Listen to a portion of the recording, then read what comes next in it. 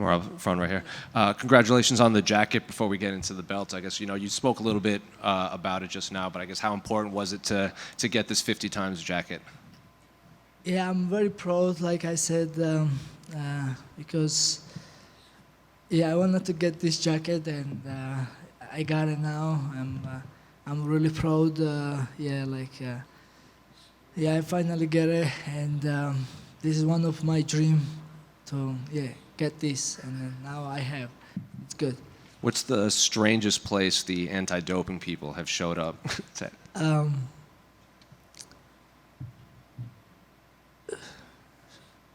I think it was. First time I was surprised in when they came in Georgia, like 2019. We was in a restaurant and they came there, and then we had to go use the bathroom, and other times.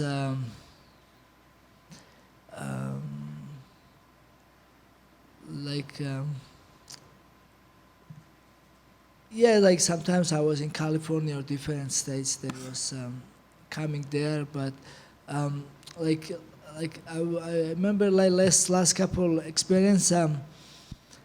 So this I guess new guy from UFC anti-doping came to my gym after my training, and I tell him, "Oh, that's a good idea. After training, I'm sweat and I can't pee now. I have to drink bunch of water. It's gonna take me long time to me pee. Maybe you have to wait too much. You have to follow me wherever I go now all day because I can't. I can't give you what you want." And then, okay, I guess next time he came early morning and he wake me up, and I was so mad, and I said, "Okay, just come to the training next time. Don't because I don't wake up early. I wake up like 10-ish, and then I go straight to the training.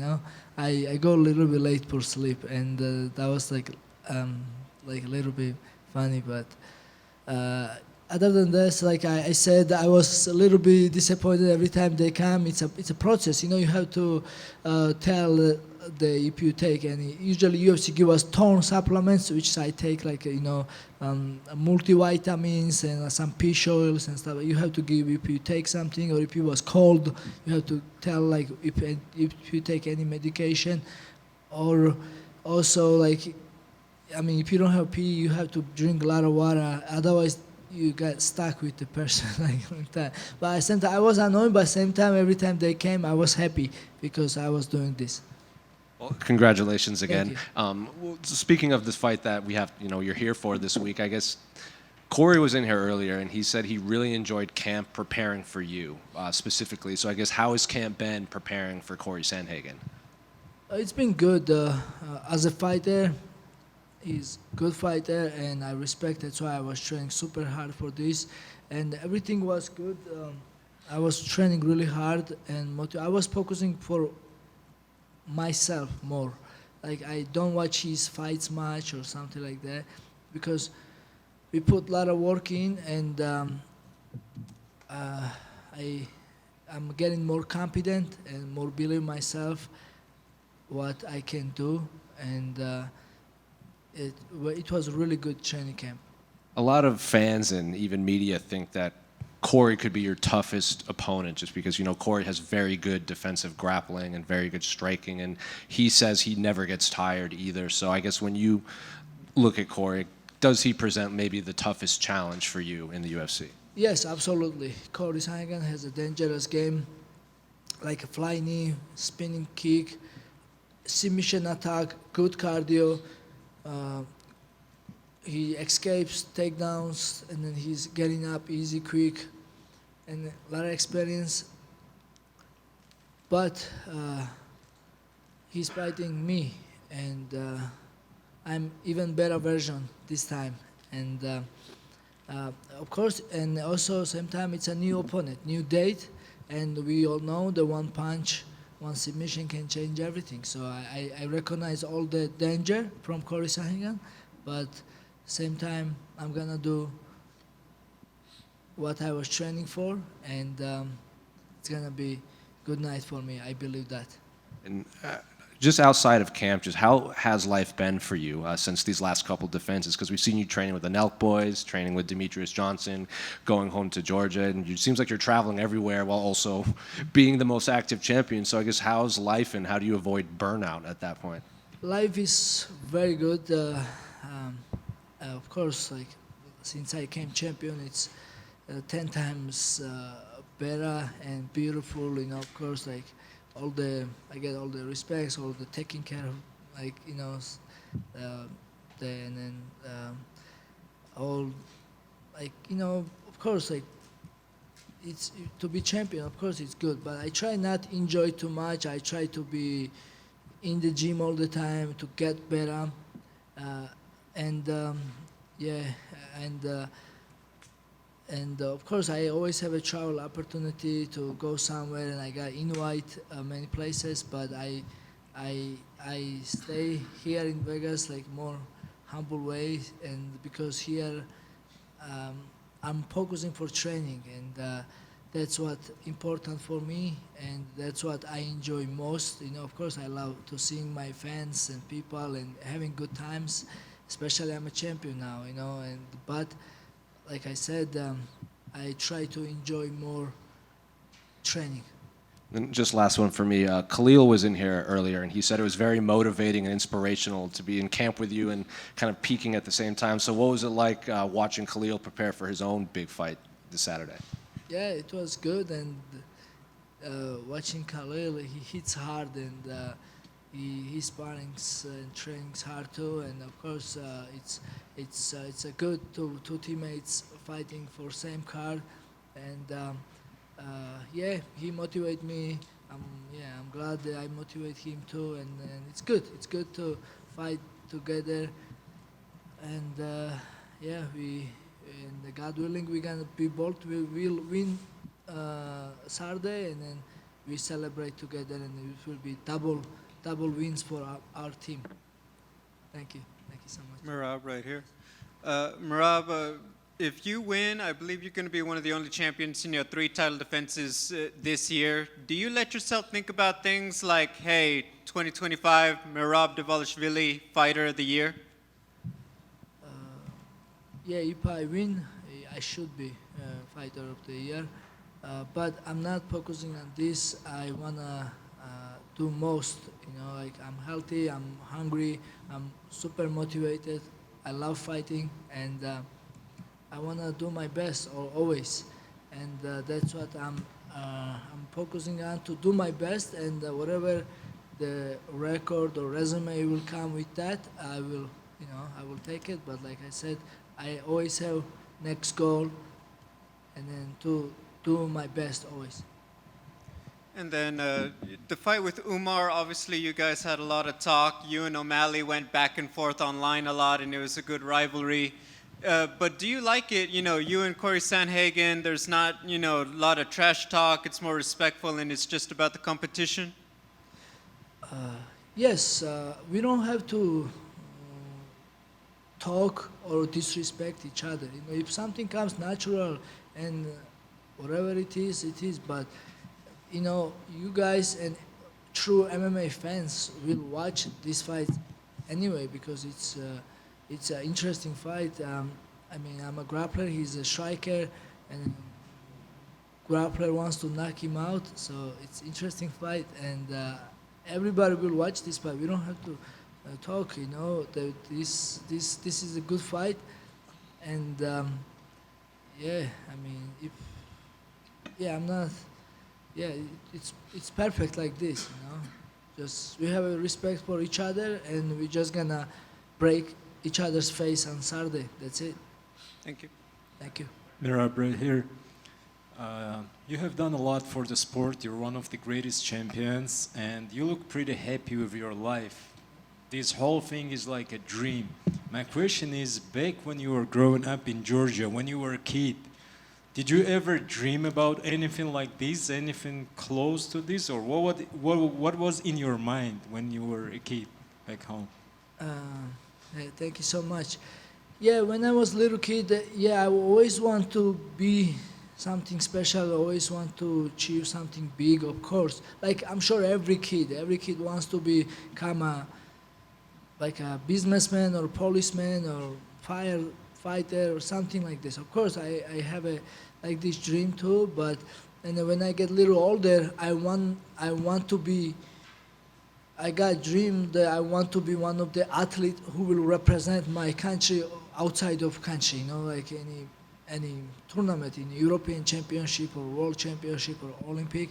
That was my next goal. But and I start working for this goal, and thank God I was able to do this. But even when I go back and think about it, it was hard to imagine what I achieved and how far I came. But I am living in my reality now. Yeah, I did come very far, and I live my very happy life. But I don't enjoy this. I always have a next goal, and I'm always going forward. You know, I'm doing my best. You know, I don't enjoy this moment. Now I'm an active fighter, and I can't enjoy it. I can't relax. I can't say, oh, I win this. No, like next day I move on, and I'm focused for next one. I think that should be every athlete's goal to move. I always have a next challenge, next you know, and that's what I am doing, you know. But for sure, like I'm grateful what I earn, and I'm thankful for UFC every opportunity I given. Good luck, Jim. Thank you. Thank you. Merab Gamarjova. Amarjo. Corey has said that he plans to be the aggressor in the fight and maybe even try to take you down. What will be your response to that?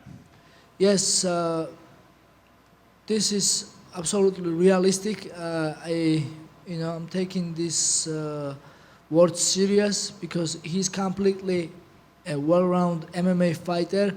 We all remember he did same plan against Chito Vera. He was taking Chito Vera down, and he spent whole time on top, control, and yes, it's possible to Cory Sandhagen try to take me down, but I will be ready, and I will answer that too. One more question. We've heard opponents complain about injuries during their fights with you, but you have competed with a broken hand, a staph infection, shin problems, but you always decide not to bring those injuries up. Why do you choose not to talk about those injuries? Yes, because I'm a fighter and I don't make excuse. You know, I will fight. Doesn't matter what. If I have a fight, I will show up. I never cancel fight, or I don't make excuse. If it's something small that it's not gonna affect fight, and I accidentally maybe post about it and I make Dana White mad about it, you know. I don't know how he sees things. He don't even follow me Instagram, but I don't know. Somehow Dana White still see my Instagram live or my stories or something, broken toe or broken like eye or something, cut eye or something, you know. Yeah, if it's serious, I keep a secret because nobody should know this because, listen, I'm a fighter and then I'm not. I'm gonna show up. Doesn't matter what. Thank you, Merab. I appreciate you. Thank you, my friend. Merab, over here. You've been helping a lot of the younger guys as well. You train with this 18-year-old kid named Jackson Glass. He's been sparring with the best fighters at Syndicate MMA.